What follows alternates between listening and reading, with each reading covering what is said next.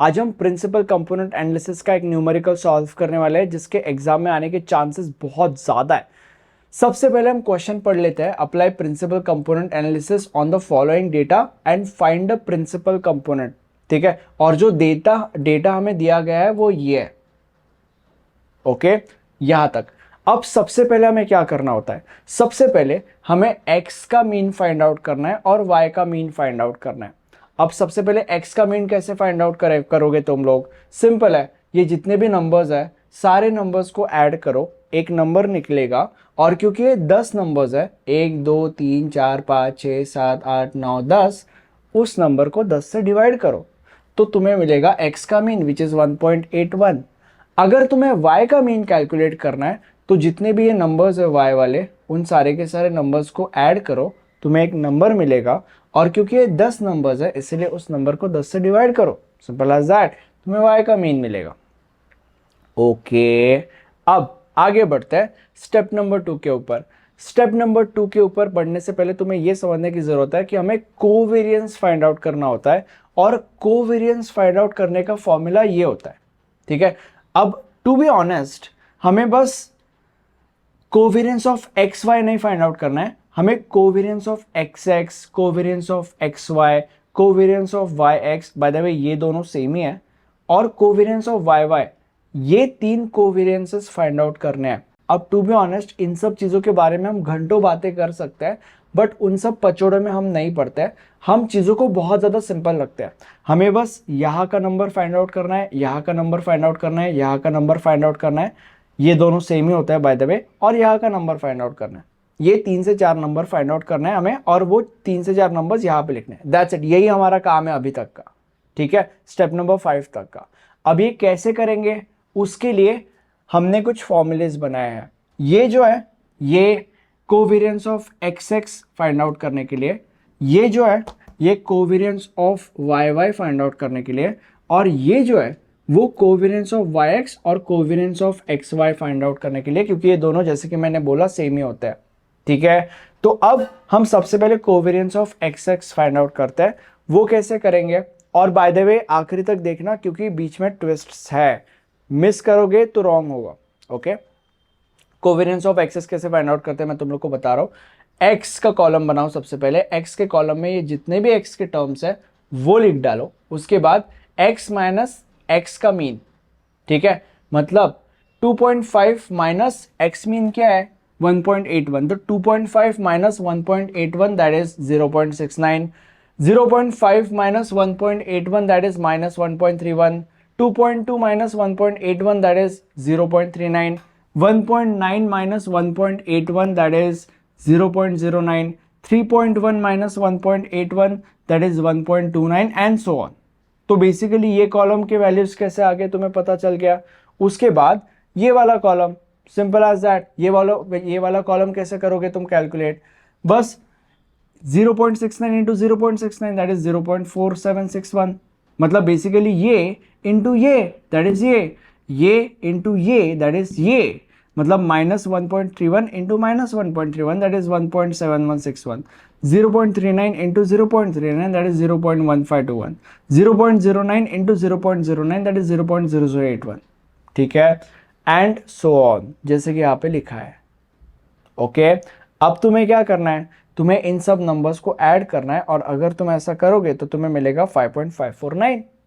Okay, but ये जो 5.549 है ये ऐसे के ऐसे तुम्हें यहाँ पे कोवेरियंस ऑफ एक्स एक्स के जगह पे नहीं लिखना है, ट्विस्ट है, तुम्हें एक छोटा सा स्टेप करने की जरूरत है। वो सब जब हमारा हो जाएगा तो मैं बताऊंगा कि यहाँ पे तुम्हें क्या लिखना है और वो स्टेप क्या है। रिलैक्स, चिल पिल, अभी तक इन अ वे हमने covariance of X X find out किया है, जो कि ये है इन अ वे अगेन। उसके बाद हम अब covariance of Y Y find out करते हैं। वो कैसे करेंगे, इन अ वे लाइक काफ़ी सेम है। सबसे पहले वाई कॉलम के जितने भी नंबर्स हैं हमने सारे के सारे नंबर्स यहाँ पे लिख लिए हैं। उसके बाद वाई माइनस वाई मीन, मतलब 2.4 माइनस वाई का मीन क्या है 1.91, 2.4 minus 1.91 0.49, 0.7 minus 1.91 minus 1.21, 2.9 minus 1.91 0.99, 2.2 minus 1.91 0.29 and so on, 3 minus 1.91 1.09 and so on. ठीक है, तो ये वैल्यूज कैसे आ गए तुम्हें पता चल गया। अब ये सेम है, ये this into this 0.49 into 0.49 that is 0.2401 minus 1.21 into minus 1.21 that is 1.4641 right. उसके बाद 0.99 इंटू 0.99 दैट इज 0.9801। ठीक है, उसके बाद 0.29 into 0.29 that is 0.0841 okay and so on. मतलब बेसिकली ये नंबर्स इंटू यही नंबर्स इज इक्वल टू ये नंबर्स, जैसे कि यहाँ पे लिखा गया है। अगर तुम इन सारे के सारे नंबर्स को ऐड करोगे तो तुम्हें मिलेगा 6.449। अब ये 6.449 कोवेरियंस ऑफ वाई वाई की जगह पे तुम्हें डायरेक्टली लिखने की जरूरत नहीं है। Again there is a twist बीच में, वो ट्विस्ट क्या है मैं तुम लोग को बताऊंगा, there is a small step, बताया जाएगा। तो अब कोवेरियंस ऑफ एक्स एक्स और covariance of Y Y in a way हमने निकाल लिया है। हमें निकालना है अब covariance of Y X and covariance of X Y, ये दोनों सेम ही है। अब इन दोनों को अगर तुम्हें निकालना है तो उसके लिए ये टेबल लगता है ओके। अब तुम्हें एक छोटी सी चीज समझने की जरूरत है और वो ये है कि ये दो टेबल्स होने के बाद ही तुम ये टेबल बनाओ। ऐसा क्यों? ऐसा इसलिए क्योंकि इस टेबल के अंदर ये दो कॉलम्स है जो इन दो कॉलम्स से ओरिजिनेट होता है। मतलब बेसिकली ये जो दो नंबर्स है वही दो नंबर्स तुमने बेसिकली ये जो दो कॉलम्स है यही दो कॉलम्स तुमने यहाँ पे वैसे के वैसे लिखा है ऐसे, इसीलिए। अब x के जितने भी नंबर्स थे क्वेश्चन में हमने यहाँ पे लिख लिया, y के जितने भी नंबर्स थे क्वेश्चन में हमने यहाँ पे लिख लिया है। x माइनस एक्स मीन के यहाँ पे जितने भी नंबर्स है x माइनस एक्स मीन के ये वाले वो हमने वहाँ पे लिखे हैं, और y माइनस वाई मीन के यहाँ के जितने भी नंबर्स है वो हमने वहाँ पे लिख दिया है। एंड आखिरी में this into this is equal to this, this into this is equal to this, this into this into this is equal to this, this into this is equal to this. मतलब this, oh God, this into this is equal to this, this into this is equal to this, this into this is equal to this, this into this is equal to this, this into this is equal to this, ऐसे okay. अब अगर तुम इन सारे के सारे numbers को add करोगे तो तुम्हें मिलेगा 5.593। ठीक है, अब हम आगे बढ़ते हैं। देखो 5.539 ओके, मैंने कुछ शायद से दूसरा नंबर बोल दिया था, व्हाटएवर, 5.539 ओके। अब बेसिकली इन अ वे तुम्हें चारों के चारों नंबर्स मिल गया। अब मैं तुम लोग को बताऊंगा कि ये चारों के चारों नंबर्स तुम्हें यहाँ पे लिखने कैसे। देखो ये फॉर्मूला होता है, बट ये जो फॉर्मूला है ये covariance of x comma Y है। ठीक है, तो covariance of x comma Y जो है दैट इज 5.539। ठीक है, तो जो इसका वैल्यू है दैट इज 5.539, इसका, ओ गॉड, इसका वैल्यू है 5.539 but divided by n minus 1 है। n क्या है, कितने यूनिट्स है टोटल, 10 यूनिट्स थे, तो n इज 10, तो 10 माइनस 1 दैट इज 9, तो दिस डिवाइडेड बाय 9 करना जरूरी है। ठीक है, तो अगर तुम दैट मतलब कि 5.539 को 9 से डिवाइड करोगे तो तुम्हें मिलेगा 0.6154, तो इसीलिए तुम यहां पे लिखोगे 0.6154, 0.6154, और क्योंकि कोवेरियंस ऑफ वाई एक्स और covariance of X Y same ही होता है तो यहाँ पे भी 0.6154 ही लिखा जाएगा। ठीक है, अब यहाँ पे कोवेरियंस ऑफ एक्स वाई हो गया। अब हम कोवेरियंस ऑफ वाई वाई निकालते हैं विच इज दिस। इसके अंदर भी जो भी ये नंबर आता है इसको तुम्हें 9 से डिवाइड करना है, बिकॉज 10 माइनस 1 इज 9। तो अगर तुम 6.449 को 9 से डिवाइड करोगे तो तुम्हें मिलेगा 0.7165, तो 0.7165। एंड अगर तुम अगेन 5.549 को 9 से डिवाइड करोगे तो तुम्हें मिलेगा 0.6165, 0.6165। अब यहाँ पे हमारा प्रॉब्लम हुआ नहीं है, बाकी है, रिलैक्स, चल पहले यहाँ पे हमारा प्रॉब्लम 50% हुआ है। ओके, अब मैं बोर्ड रफ कर रहा हूँ, ये इंपॉर्टेंट मैट्रिक्स है हमारे लिए, इसको मैं साइड पे रख के बोर्ड रफ करूंगा और हम आगे बढ़ते हैं। अब जो फाइनल आंसर हमारा आया था यहाँ पे वो आंसर मैंने बस यहाँ पे लिख दिया है। ठीक है, अब हम आगे बढ़ते हैं। आगे कैसे बढ़ेंगे, हमें ये इक्वेशन लेना है और इस इक्वेशन के अंदर वैल्यूज डाल के सॉल्व करना है। इस इक्वेशन के अंदर जो c है वो ये है, मतलब बेसिकली हमारा आंसर पहले वाले स्लाइड का। तो c के जगह पे ये लैम्बडा एंड i। अब क्योंकि ये 2x2 मैट्रिक्स है इसलिए i भी 2x2 होगा, विच इज ये वाला। अगर 3x3 मैट्रिक्स होता था तो i भी 3x3 होता था, राइट। तो c के जगह पे हमने ये डाल दिया, उसके बाद माइनस लैम्बडा की जगह पे लैम्बडा और i के जगह पे 2x2 वाला matrix and is equal to 0, right. इसको हम सॉल्व करेंगे। अगर हम इसको सॉल्व करेंगे तो ये आएगा, बस यहाँ पे माइनस लैम्बडा, यहाँ पे माइनस लैम्बडा और बाकी सब वैसे का वैसा इज इक्वल टू 0, ठीक है। अब इसको हम सॉल्व करेंगे मतलब basically you can say this into this, this into this minus this into this, this into this is equal to 0, right.